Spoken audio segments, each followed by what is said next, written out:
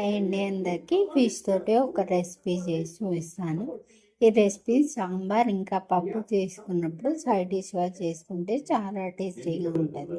ఇప్పుడు ప్రాసెస్లోకి వెళ్తే ఒక గిన్నెలో 1 kg బోన్లెస్ ఫిష్ని వేసుకోవాలి. ఇప్పుడు వాటర్ సాల్ట్ వేసుకొని వాష్ చేసుకోవాలి.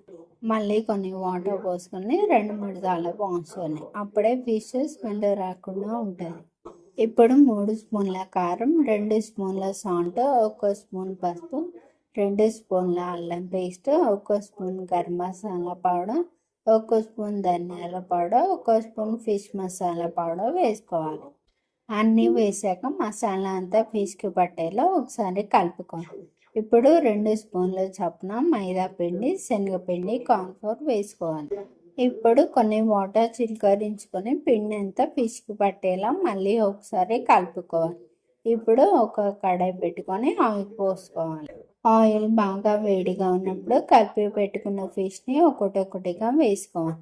ఒక సైడ్ ఫ్రై అయ్యాక ఇంకో సైడ్ తిప్పుకోవాలి. 2 సైడ్స్ మంచిగా ఫ్రై అయ్యాక ఒక ప్లేట్లోకి తీసుకోవాలి.